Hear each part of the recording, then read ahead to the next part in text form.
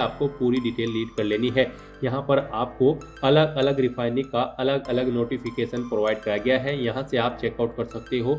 अलग अलग रिफाइनरी के लिए आपको अलग अलग लिंक दिए गए हैं एडवर्टाइजमेंट और अप्लाई करने के लिए। तो यहाँ पर आप जिस भी रिफाइनरी के लिए एडवर्टाइजमेंट रीड आउट करना चाहते हैं या फिर आप अप्लाई करना चाहते हैं, आप उस लिंक पर क्लिक करेंगे। जैसे कि प्रदीप रिफाइनरी, यहाँ पर डिगबोई रिफाइनरी और पानीपत रिफाइनरी, आप जिस भी रिफाइनरी के लिए अप्लाई करना चाहते हैं आप उस लिंक पर क्लिक करें। जैसे कि अगर आप पानीपत रिफाइनरी के लिए अप्लाई करना चाहते हैं तो आप इस लिंक पर क्लिक करेंगे। फिर यहाँ पर आपके सामने कुछ इस तरह से इंटरफेस ओपन होगा। गाइज, यहाँ पर अगर आप इस भर्ती का एडवर्टाइजमेंट चेकआउट करना चाहते हैं या फिर आप पहले इस भर्ती का एडवर्टाइजमेंट चेकआउट कर लें, उसके लिए आप download the advertisement as PDF file, आप इस लिंक पर क्लिक करें। आपके सामने यहाँ पर ये एडवर्टाइजमेंट ओपन हो जाएगा। इसमें से आप सभी डिटेल्स चेकआउट कर लें, जैसे कि क्या पोस्ट का नाम है, कितनी उसके लिए नंबर ऑफ वैकेंसीज है, किस कैटेगरी के लिए कितनी वैकेंसीज है, कैसे आप अप्लाई कर सकते हो, कब से कब तक आप अप्लाई कर सकते हो, क्या आपकी रिक्वायर्ड क्वालिफिकेशन है पोस्ट पर अप्लाई करने के लिए, सभी जानकारी आपको नोटिफिकेशन में दे दी गई है। आप सभी डिटेल्स इसमें से रीड करें। जिस रिफाइनरी के लिए आप अप्लाई करना चाहते हैं उस रिफाइनरी के एडवर्टाइजमेंट में से आप सभी डिटेल्स रीड करें, उसके बाद अपने फॉर्म अप्लाई कर लें।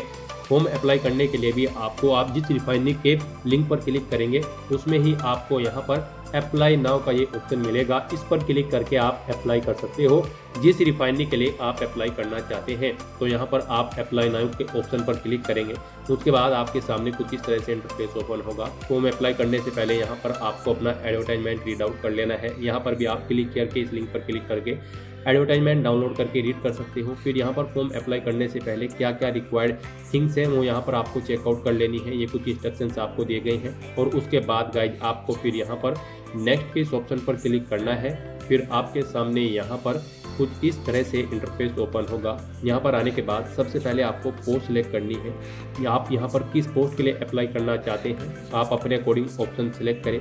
और उसके बाद गाइज यहाँ पर आपको अपना फर्स्ट नेम एंटर करना है, फिर आपको अपना मिडिल नेम यहाँ पर एंटर करना है और उसके बाद आपको अपना लास्ट नेम यहाँ पर एंटर कर देना है।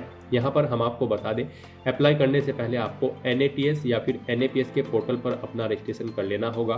कैसे आप करोगे उसके लिए आपको इस वीडियो के डिस्क्रिप्शन बॉक्स में लिंक मिल जाएंगे, जिस पर क्लिक करके आप चेकआउट कर सकते हो कि कैसे आप अपना NATS या फिर NAPS के पोर्टल पर रजिस्ट्रेशन कर सकते हो। यहाँ पर उसके बाद गाइज आपको अपना जेंडर सिलेक्ट करना है, फिर यहाँ पर आपको अपना मैरिटल स्टेटस सिलेक्ट करना है, आप मैरिड हो या फिर सिंगल, अपनी डेट ऑफ बर्थ आपको सिलेक्ट कर लेनी है, अपने फादर का नाम यहाँ पर आपको एंटर करना है, फिर आपको अपनी मदर का नाम एंटर करना है। उसके बाद गाइज यहाँ पर आपको अपना रिलीजन सिलेक्ट करना है, फिर यहाँ पर आपको अपनी कैटेगरी सिलेक्ट करनी है, आप जिस कैटेगरी से बिलोंग करते हैं। उसके बाद गाइज यहाँ पर आपको अपनी कम्युनिटी देनी है, कम्युनिटी या कास्ट का नाम यहाँ पर आपको एंटर करना है। उसके बाद यहाँ पर आपको बताना है अगर आप रिजर्व कैटेगरी से बिलोंग करते हैं तो आपका जो कास्ट सर्टिफिकेट है वो कब आपको इशू हुआ है। यहाँ पर आप अपना स्टेट सिलेक्ट करें। फिर यहाँ पर अगर आपके पास EWS सर्टिफिकेट है या फिर कास्ट सर्टिफिकेट है तो वो आपको किस अथॉरिटी ने इशू कराया है उस डेजिग्नेशन का नाम यहाँ पर आपको देना है। आप फिजिकली हैंडीकैप्ड हैं तो आप यस करेंगे और फिर यहाँ पर आप अपनी हैंडीकैप की डिटेल्स प्रोवाइड कराएंगे। अपना यहाँ पर आप PWD की अपनी टाइप सेलेक्ट करेंगे, उसकी परसेंटेज देंगे, कितनी परसेंट यहाँ पर आपको डिसेबिलिटी है, नहीं है तो आप नो ऑप्शन सेलेक्ट करेंगे। फिर यहाँ पर आपसे पूछा गया कि क्या आप एक सर्विसमैन हैं, अगर किसी पोस्ट के लिए रिक्वायर्ड है तो आप यस या नो अपने अकॉर्डिंग ऑप्शन सेलेक्ट करेंगे और उसकी डिटेल प्रोवाइड कराएंगे। फिर यहाँ पर आपके कैरेक्टर से रिलेटेड और आपकी फिटनेस के रिगार्डिंग आपसे कुछ क्वेश्चन पूछे गए हैं, आपको इन्हें रीड आउट करना है और इनके आंसर यस या नो में प्रोवाइड करा देने हैं। फिर गाइड यहाँ पर आपको अपना कोरोस्पोंडेंस एड्रेस एंटर करना है, यहाँ पर आप अपना एड्रेस एंटर करें। उसके बाद यहाँ पर आपको अपना मोबाइल नंबर एंटर करना है, फिर कोई लैंडलाइन नंबर है तो वो आप एंटर कर दें। अपने नियरेस्ट रेलवे स्टेशन का नाम यहाँ पर एंटर करें, अपनी ईमेल आईडी यहाँ पर आप एंटर करें। कोई दूसरी ईमेल आईडी है वो आप ऑप्शनल है, ये आप एंटर कर सकते हैं, नहीं है तो इस कॉलम को खाली छोड़ दें। फिर यहाँ पर आपको अपना फोटो और सिग्नेचर अपलोड करने हैं।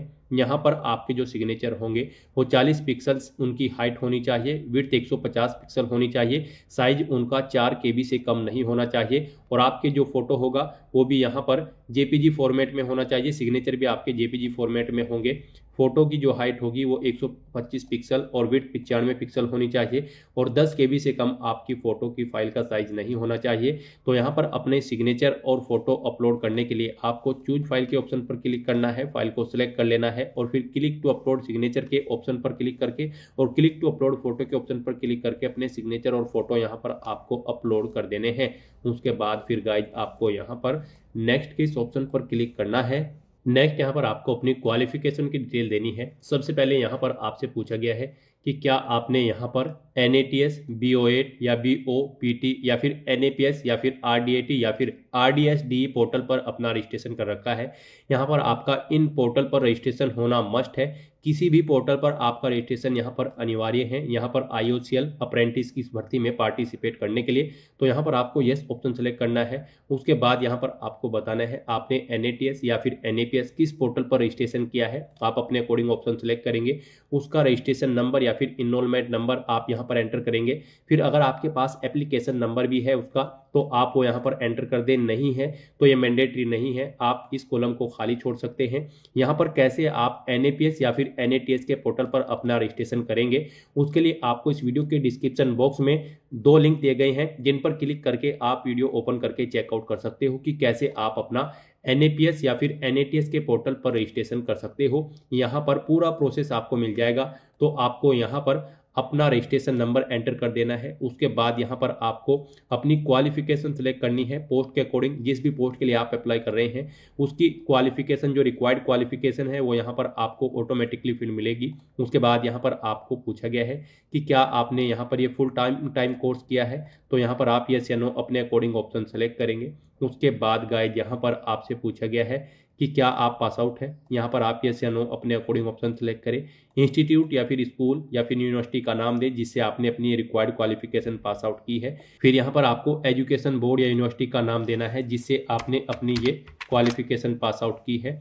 यहाँ पर हम आपको बता दें आप ऑफिशियल नोटिफिकेशन में से चेकआउट कर सकते हो किस पोस्ट पर अप्लाई करने के लिए क्या आपकी रिक्वायर्ड क्वालिफिकेशन है। अगर यहाँ पर आप trade apprentice fitter discipline mechanical के लिए अप्लाई करते हैं तो आपका 10वीं क्लास पास आउट होना जरूरी है। साथ ही साथ आपके पास ITI सर्टिफिकेट होना चाहिए फिटर ट्रेड के अंतर्गत और आपको यहाँ पर मिनिमम 2 साल की ड्यूरेशन में ये पास आउट होना रिक्वायर्ड है। तो यहाँ से आप ऑफिशियल नोटिफिकेशन में से चेकआउट कर सकते हो आप जिस भी पोस्ट के लिए अप्लाई कर रहे हैं। हम यहाँ पर आपको trade apprentice data entry operator fresher apprentice की पोस्ट के लिए अप्लाई करके दिखा रहे हैं। इस पोस्ट पर अप्लाई करने के लिए आपका 12वीं क्लास पास आउट होना जरूरी है। तो उसकी डिटेल यहाँ पर हम आपको प्रोवाइड करा के दिखा रहे हैं।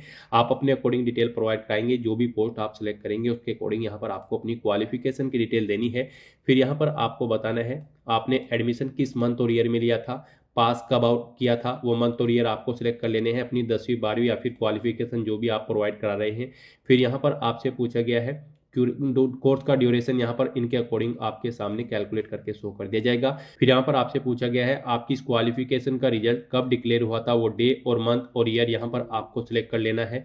उसके बाद यहाँ पर आपसे पूछा गया है कि क्या यहाँ पर आपने अपने मार्क्स ईयर वाइज ऑब्टेन किए हैं या फिर सेमेस्टर वाइज, आप अपने अकॉर्डिंग ऑप्शन सेलेक्ट करेंगे। फिर यहाँ पर आपसे पूछा गया है यहाँ पर अगर आपने ईयर वाइज किए हैं तो आपने कितने ईयर किए थी क्वालिफिकेशन वो आप सिलेक्ट करें। कितने मार्क्स आपने ऑब्टेन किए हैं वो यहाँ पर आप एंटर करें। टोटल कितने मार्क्स थे जिसमें से आपने मार्क्स ऑब्टेन किए हैं वो यहाँ पर आप एंटर करें और ऐड रिकॉर्ड के इस ऑप्शन पर क्लिक करके अपनी डिटेल यहाँ पर आप ऐड कर दें। फिर आपसे पूछा गया कि क्या आप अपनी कोई हायर क्वालिफिकेशन कर रही हैं जैसे कि बैचलर इंजीनियरिंग, BTech या फिर MBA या फिर CA अगर कर रहे हैं तो आप यस करेंगे, नहीं तो आप नो ऑप्शन सेलेक्ट करेंगे। उसके बाद गाइड फिर आपको यहाँ पर अपनी डिटेल प्रोवाइड करने के बाद नेक्स्ट के इस ऑप्शन पर क्लिक करना है। नेक्स्ट यहाँ पर आपको अपने एक्सपीरियंस की डिटेल प्रोवाइड करनी है। गाइड यहाँ पर अगर किसी पोस्ट के लिए एक्सपीरियंस रिक्वायर्ड है तो यहाँ पर आप अपने एक्सपीरियंस की डिटेल प्रोवाइड कराएंगे, नहीं है तो इस सेक्शन को आप खाली छोड़ देंगे। और फिर यहाँ पर आपको अगर एक्सपीरियंस की डिटेल प्रोवाइड करनी है तो उसमें सबसे पहले यहाँ पर आपको ऑर्गेनाइजेशन का नाम एंटर करना है। यहाँ पर एक्सपीरियंस का टाइप सेलेक्ट करना है। फिर उसके बाद यहाँ पर आपको बताना है आप पब्लिक सेक्टर में प्राइवेट नौकरी करते थे या स्टेट गवर्नमेंट की या फिर सेंट्रल गवर्नमेंट की, आप अपने अकॉर्डिंग ऑप्शन सेलेक्ट करें। फिर यहाँ पर आपको बताना है job description, nature of work यहाँ पर आपको देना है। वर्क पीरियड आपको सिलेक्ट करना है, कब से कब तक आपने जॉब की है। इसके अकॉर्डिंग यहाँ पर आपके एक्सपीरियंस का टोटल पीरियड कैलकुलेट करके आपको शो कर दिया जाएगा। फिर यहाँ पर आपको अपनी डेजिग्नेशन देनी है, किस डेजिग्नेशन पर आप कार्यरत थे। इस तरह से अपनी डिटेल प्रोवाइड करने के बाद फिर आपको यहाँ पर अब ऐड अबो एक्सपीरियंस डिटेल के ऑप्शन पर क्लिक करके अपने एक्सपीरियंस की डिटेल यहाँ पर ऐड कर देनी है। एक से ज़्यादा जगह वर्किंग एक्सपीरियंस है तो आप फिर दोबारा से यहाँ पर अपना एक्सपीरियंस एक्सपीरियंस प्रोवाइड कराते हुए उस डिटेल को भी ऐड कर देंगे। यहाँ पर आप जो ये डेट सेलेक्ट करेंगे उनके अकॉर्डिंग आपके टोटल एक्सपीरियंस का पीरियड कैलकुलेट करके आपको शो कर दिया जाएगा। और गाइज यहाँ पर अगर किसी पोस्ट के लिए एक्सपीरियंस रिक्वायर्ड नहीं है तो फिर आपको इस कॉलम को फिल नहीं करना है, आप इसे ऐसे ही रहने दें। उसके बाद यहाँ पर गाइज आपको पूछा गया है कि क्या आपने यहाँ पर अप्रेंटिसशिप की ट्रेनिंग ले रखी है अंडर द अप्रेंटिसशिप एक्ट 1961। अगर ले रखी है तो यस करेंगे, नहीं तो नो ऑप्शन सिलेक्ट करेंगे। इस तरह से अपनी डिटेल फिल करने के बाद फिर आपको नेक्स्ट के इस ऑप्शन पर क्लिक करना है। नेक्स्ट आपके सामने ऑप्शन आएगा फीस डिटेल का। यहाँ पर आपको कोई भी फीस जमा नहीं करानी है, बिल्कुल फ्री ऑफ कॉस्ट सभी कैंडिडेट इस भर्ती के लिए अप्लाई कर सकते हैं, किसी तरह का कोई फीस का चार्ज नहीं है।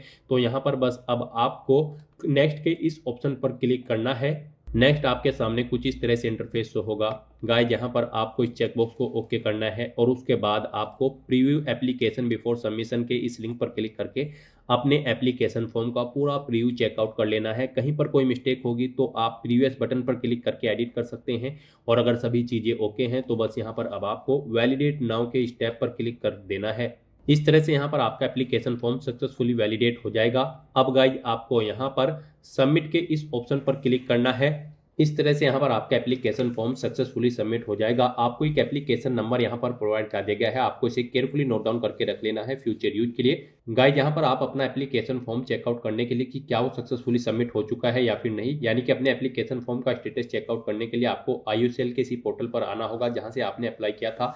यहाँ पर आपको अपना एप्लीकेशन नंबर एंटर करना होगा, जो एप्लीकेशन नंबर आपको मिला है। फिर आपको यहाँ पर click to send OTP registered mobile number, इस ऑप्शन पर क्लिक करना होगा। आपके रजिस्टर्ड मोबाइल नंबर पर एक OTP आएगा, वो OTP आपको यहाँ पर एंटर करना है। उसके बाद आपको यहाँ पर अपनी डेट ऑफ बर्थ सेलेक्ट करनी है, आप अपनी डेट ऑफ बर्थ सेलेक्ट करें। ये कैप्चा कोड आप यहाँ पर एंटर करें और उसके बाद फिर आप व्यू एप्लीकेशन फॉर्म के ऑप्शन पर क्लिक करके अपने एप्लीकेशन फॉर्म का स्टेटस चेकआउट कर ले, या फिर उसका प्रिंट आउट लेना चाहते हैं तो आप प्रिंट आउट ले सकते हैं। तो दोस्तों ऐसे आप IUCL अप्रेंटिस की इस भर्ती के लिए अपने फॉर्म अप्लाई कर सकते हो बिना कोई मिस्टेक किए हुए। आज की इस वीडियो में बस इतना ही। आई होप ये वीडियो आपको पसंद आई होगी। अगर पसंद आई हो तो इसे लाइक और शेयर करें, चैनल पर नए हो तो इसे सब्सक्राइब कर ले। Thanks for watching.